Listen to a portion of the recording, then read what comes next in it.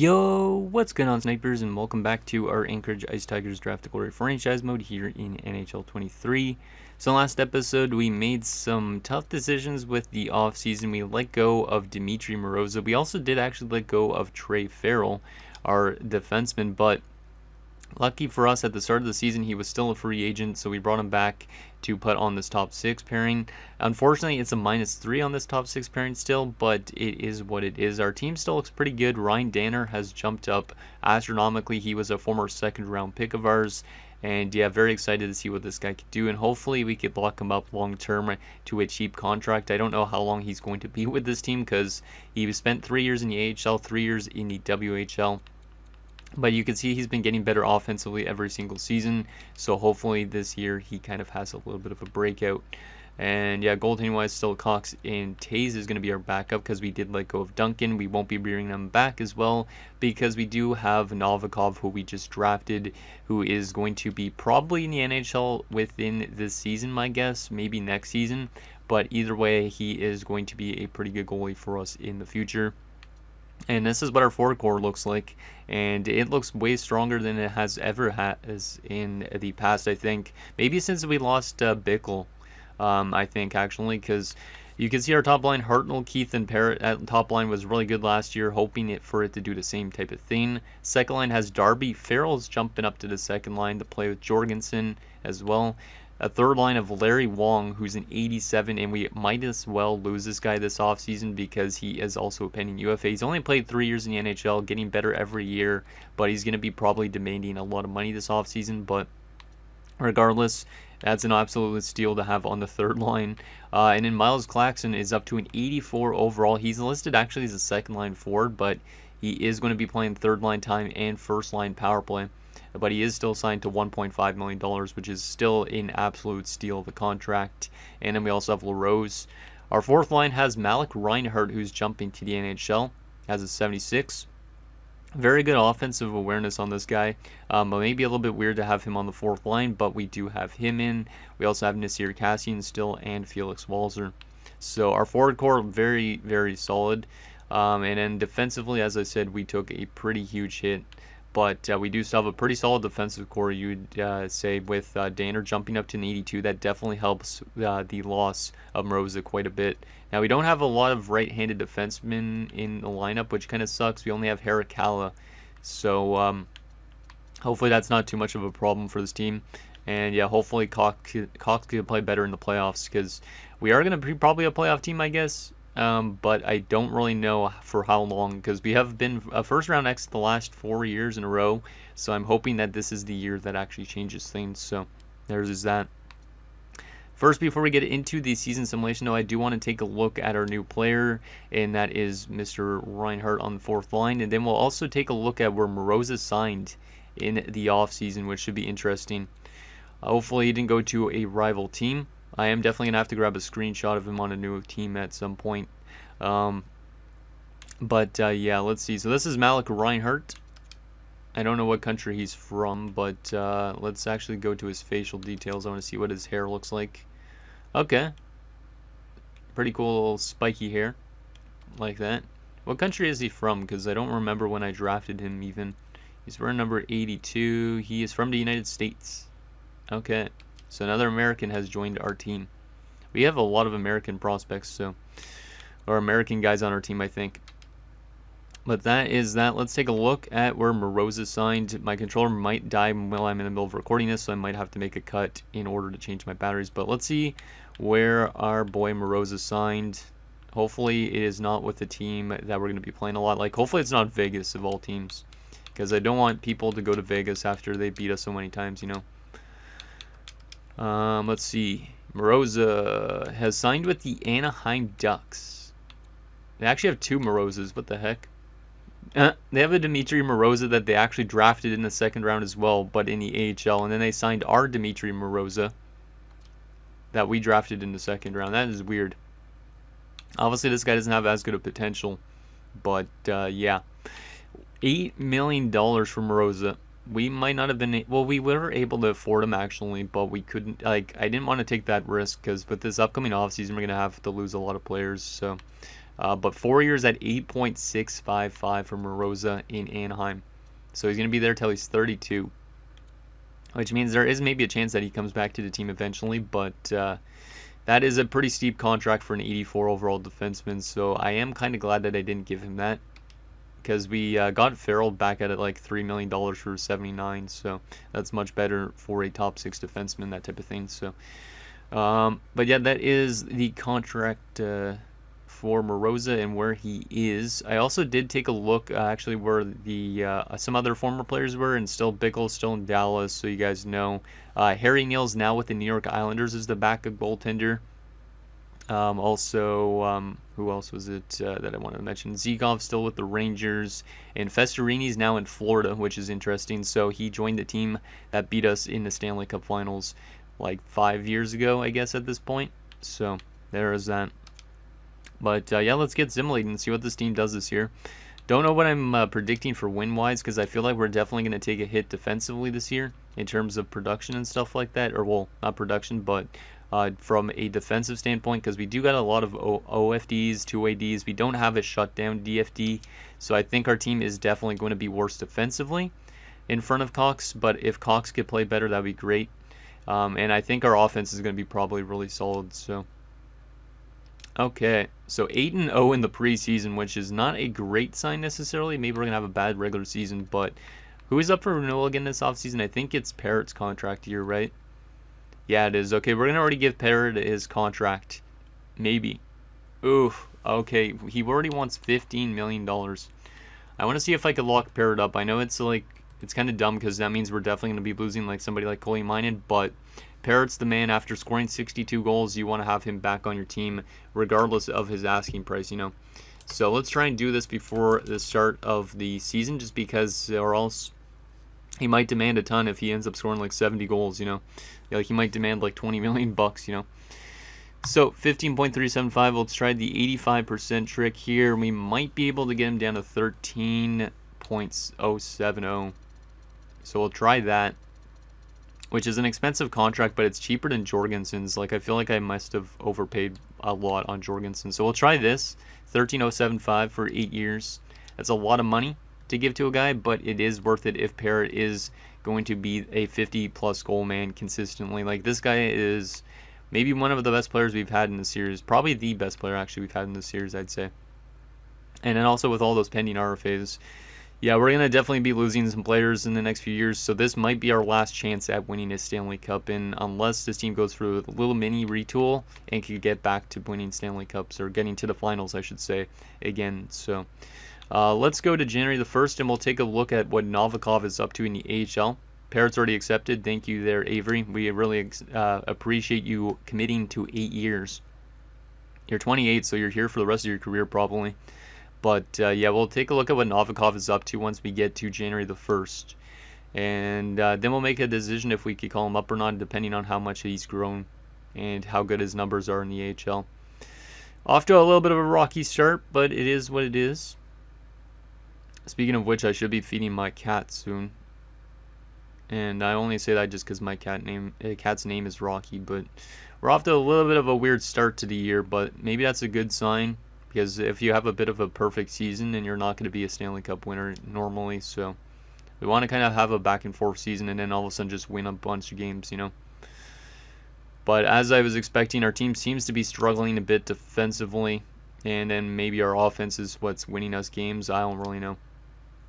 But if we miss the playoffs this year, that's going to be kind of painful because we're going to be losing some big guys this offseason. So 14-11-5. Yeah, our record's not looking too great. I don't know if it's that -3 pairing, though. If it's that -3 pairing, definitely we should be changing that up a bit. But, hey, now we're winning some games. There we go. 20-12-5. That's really respectable at January 1st. How are we in terms of the standings? We are in the 3rd spot in our division. Okay, not bad. Ricardo Hartnell leading the team in points with 39 points in 37 games. I did not have that on my bingo card, to be honest, but that means our top line's still doing really well. So I guess Ricardo Hartnell getting some power play time also is going to help his production quite a bit, which kind of sucks though in a sense because he's an RFA. He's going to be wanting a lot of money in, and eventually he might end up being a UFA if we keep on qualifying him as well. So But that's pretty good for Ricardo Hartnell. Let's take a look at how Novikov is doing in the AHL. See if he's got any development yet. Let's see. He's still a 73. He's playing fantastic at the AHL level. Wow, look at these numbers. I mean, our AHL team's pretty stacked, to be honest, but 8-1 in his first 10 AHL games and 941 save percentage at a 1.53 as a 73 overall goaltender. I mean, like I said, our AHL team is pretty stacked for the most part, but still, like, that defensive core in front of it definitely helps out him in a sense, but he's got really good numbers. Like, I could call him up already, but I would rather wait till he's actually listed as an NHL backup goaltender. So we are going to probably not call him up this season. Maybe for the playoffs we will, because maybe he'll be a better playoff goaltender than Cox is. But yeah, let's continue simulating and get the rest of the season done. See where Parrott finishes in points. Hopefully he doesn't have a huge downfall after last year, because that would not be good, especially since we just gave him a big contract. But if he scores another 50-goal season, at least maybe 40-goal season, you know, it's still worth it, I think, because he's definitely our most consistent goal scorer on this team. And you need to have some guys like that locked up, so might be a lot of money to throw at a guy, but it is what it is. And our team has definitely been doing a lot much better since November the 1st-ish, it seems like, around. Is we're now 27, 15, and 7. Which has us as the third best team in our division, but by 5 points on a wild card spot, which is good. Yeah, we're 5 points up on the wild card, and Hartnell's still leading the team in points. He's on pace for maybe like a 90-something point season. So him, Keith, and Parrott, very solid line. Keith is also going to be up for renewal in the next year or so, which is very, very scary. I'm definitely going to have to give him like a big contract as well if I can. See how we do in this month of February here. A lot more wins. Yeah, we're definitely doing a lot better. I feel like we're going to be a first-round exit, though, because we're winning so much. I just have that lodged in the back of my mind now after all our first-round exits we've had since we went to the Stanley Cup Finals. Okay. There's another win, and 37, 17, and 8 a day before the trade deadline. Pretty good. 62 points in 62 games for Hartnell now, so I think the top line is kind of slowing down offensively a bit, but that is okay. As long as our team makes the playoffs, I am all happy with that. So let's continue and get the rest of the season done with. It looks like we should be a playoff team at this rate, because we are tied for first now in our division, which makes me think first-round exit for sure with this team. What do you guys think? First round exit? Because I honestly think first round exit's the case. Let's go back and go continue simulating. We don't care about the trade deadline really, unless some of our former players end up getting dealt, but who knows if that's going to be the case or not. Not claiming people on waivers, because that's not what we do. But yeah, our team has definitely been gelling since whatever date that was, where all of a sudden we just started winning a lot of games. I think it was around December. Like, we're playing good defensive hockey, too, in some of these games, which is kind of a surprise. We might honestly hit 50 wins again this year. Yeah, we might honestly hit 50 wins, potentially, which is kind of scary. We have 6 more games left this season? Yeah, 6 more games left this season, so we could have one of our best seasons ever in terms of the regular season, which would be kind of surprising. Because I didn't expect this team to do as well as they are. But they definitely seem to have turned it around a bit, and we finished with exactly 50 wins, 21 losses, and 11 regulation losses, but we have made it back to the playoffs, which is great. And Parrott hit another 50-goal season. There you go, Parrott. 86 points, so a little bit of a downfall from last year for sure. 20 less points, 10 less goals, 10 less assists, I think, as well, I guess. Yeah, still a very successful season for Avery Parrott, and that's why I re-signed him, because he's a good goal scorer. But where did we finish in our division? We finished with 111 points. We might have won the President's Trophy, guys. If the Golden Knights lose their last game of the season, we might have won the President's Trophy, which means we might be cursed. It's not good.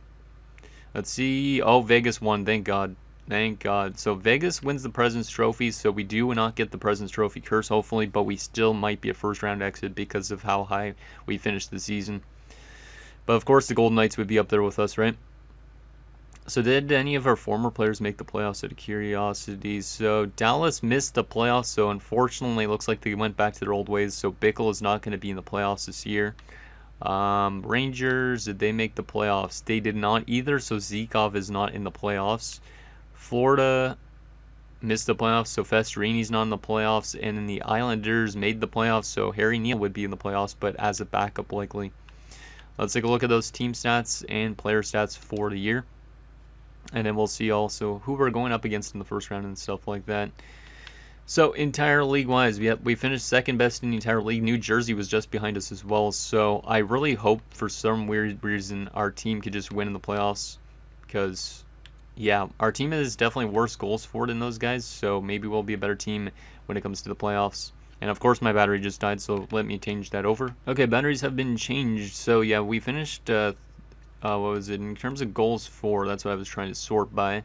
We actually finished the 5th best offensive team. But Vegas was much better offensively. Vancouver was as well. New Jersey was a little bit better. And then Washington was a little tiny bit better as well. So, yeah, Vegas is definitely the best team offensively. Hopefully they lose in the first round because I do not want to be playing them. We might end up playing them playoffs. Who knows, though. In terms of goals against per game wise, actually, we were the best defensive team in the entire NHL with a -3 pairing on our top 6. And also with Cox and Ned. So did Cox win a Vezina? If Cox won a Vezina, I would be shocked. I'd be shocked. Him and Aiden Taysdo are gonna win the Jennings this year. We allowed 6 less goals than the next closest, which is Washington. So that's a first for this team to be the best defensive team in the NHL. Power play percentage wise, we were the best team on the power play. So we're good on the power play, but 5-on-5 we didn't score a lot, I guess. And penalty kill percentage, we were pretty solid, but we were like mid-table. So it improved from last year for sure. Because last year was like 79%, I think. But it still wasn't the best. Only 2 short-handed goals, 21, 12, and 8 on home ice. 29, 9, and 3 on the road. So we were fantastic on the road and a bit average on home ice. But pretty solid regular season for this team. Let's take a look at player stats now. See who did what. So Avery Parrott, 86 points in 82 games, plus 56 this year. God damn. Yeah, I'm really glad I locked him up. He's up to 806 career points in 902 games, almost at 500 career goals. Well, he's at 428, but still. He's getting closer to 500 goals before the 1,000 game mark, which would be impressive if he hits 500 goals before 1,000 games, but I think he'll just barely miss 500 goals before 1,000 games, but... Yep, back-to-back 50-goal seasons for Avery Parrott. Maybe the future Danny Heatley. Hopefully that's not the case because then he'd drop off a cliff afterwards. But there you go, Avery Parrott. Really good season. Ricardo Hartnell, 80 points this year, 39 goals and 41 assists, a plus 48. He's just doing really well on that top line. He's been getting better almost every single season as well. His plus-minus is fantastic as well. Yeah, I really like Ricardo Hartnell. I would try and lock him up long term, but his asking price is probably going to be pretty high, my guess, but I could be wrong with that. Derek Heath, 78 points this year, so a little bit of a downfall for him offensively, but really good plus-minus, and maybe he has a chance. Yeah, he has a chance at winning the Selke this year. 112 takeaways and a 55.4% on faceoffs. We'll see how he compares to the rest of the league, but Derek Heath might win his second Selke this year. That'd be really nice if that was the case. But he had his lowest point total since 2030-31, which is kind of weird, but oh well. Still really like Keith. He's probably one of my favorite players in the series. Byron Farrell, 52 points, plus 21 on that second line. Obviously, he's a pending UFA, so I think he might be gone, to be honest. Claxton, 47 points, but a -10. So that third line was out there for a lot of goals against. Unfortunately. And 20 of his points were on the power play, so he'd actually only have like 27 points this year. So he didn't have a great year, I'd say. He had a great year because of the power play. But yeah. I still really like Claxton, though, and his contract, at least, it's not outrageous. And Larry Wong completely dropped off. 39 points only in 82 games, probably because he's playing third-line minutes, but yeah, his point production dropped off. I'm really glad I didn't give him like an 8-year extension at what he was asking for. He's still probably going to ask for a lot because he's an 87, but there's Wong. Reinhardt, 25 points in his rookie season. That's not bad. It's up to a 77 overall as well. I'll take it. Cassian, 22 points. Not bad. Darby, 66 points. I think his contract is still pretty good, 6.65. He's picking up around 50, 60 points. Maybe he'll eventually break out if we end up losing somebody like Hartnell, or, well, we won't lose Parrott now, but if we lose Hartnell eventually, Darby could step into that role easily and maybe be a really good player at that level. Yeah, really successful season for Darby. Jorgensen still hit 71 points this year at 31 years of age. He is getting closer to retirement age potential. He did drop down to an 86, which is weird. Makes me feel like he might retire young, which hopefully is not the case. Because, well, I mean, in a way, we'll get that contract off our books, but, over 1,000 career points now for him. He's the first member of the Anchorage Ice Tigers to hit 1,000 points. 1,003. He's a minus 320 in his career still from the early years, but very happy for Mats Jorgensen, our captain. LaRose hit 30 points this year. That's pretty solid, considering he's not really getting a lot of ice time. He is improving. I like that. Walzer, 23 points. So no forward on our team had below 22 points, was it? Yeah, 22 points. So our entire fourth line was actually pretty good offensively as well. Defensively, this is where it's going to be interesting.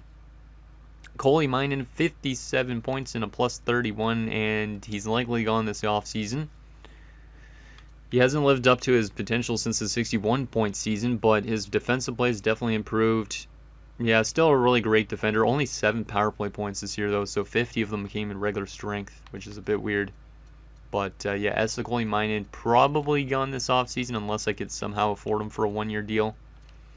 Zikov, 46 points. His production dropped off a bit. Plus 29.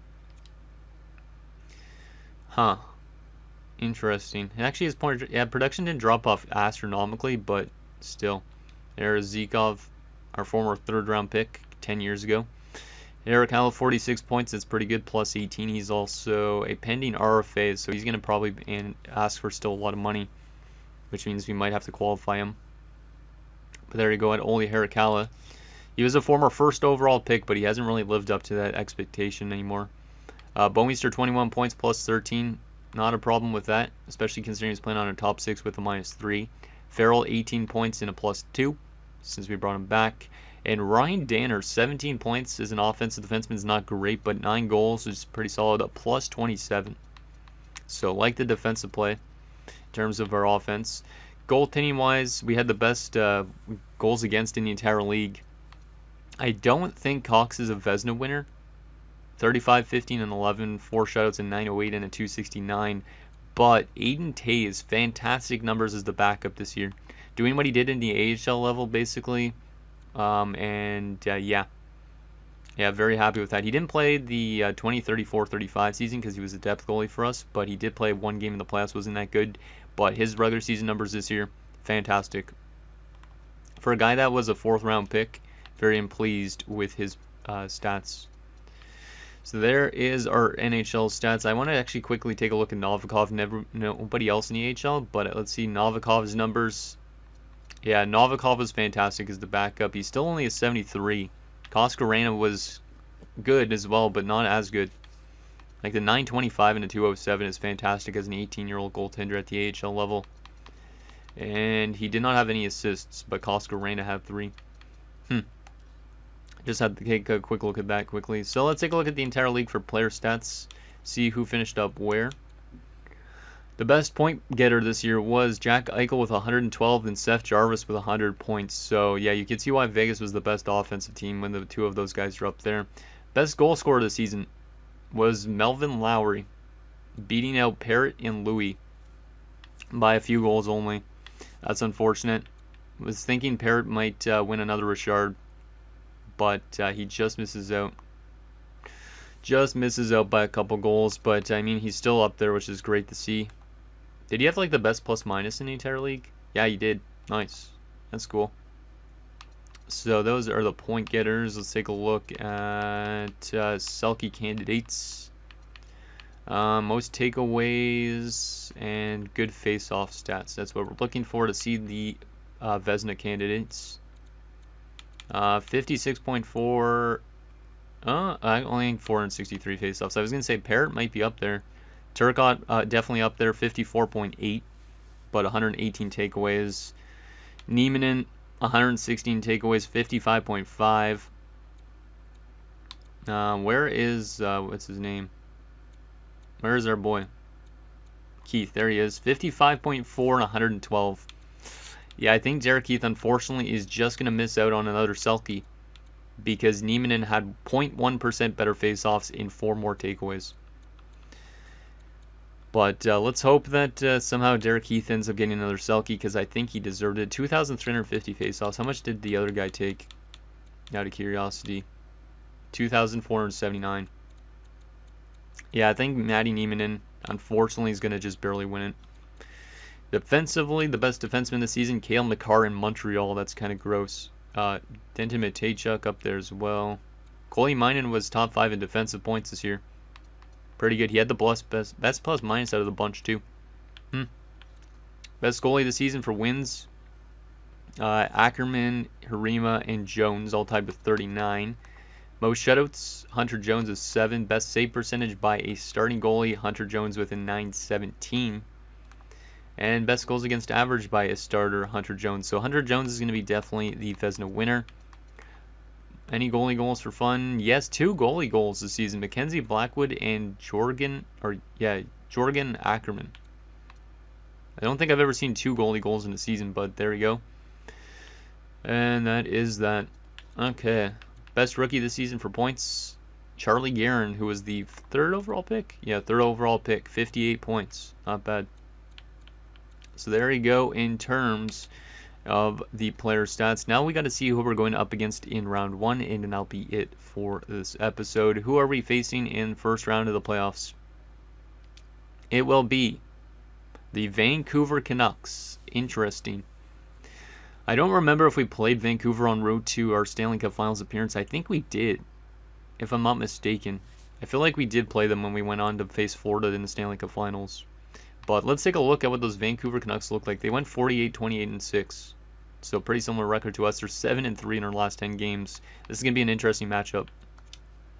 And we'll take a look at also what they did during the regular season, and that'll be it for this episode. So Vancouver, oh yeah, they have Ulf Magnusson. No wonder they finished so good. So Ulf Magnusson, the former franchise player who's now dropped down to high elite potential only. Yeah, this guy is an absolute stud. He had his worst season in terms of goals in quite a long time, actually, but still. This guy's got 409 goals in 656 games. He's over point per game by only like 7 points, but he is a goal scorer. He's like an Alex Ovechkin. Unreal. And his playoff numbers, he's got 54 goals in 74 playoff games. 92 points. That is quite scary. Quite scary. So yeah, Ulf Magnusson, pretty damn good, and that's definitely going to be tough for us to contain defensively, I think.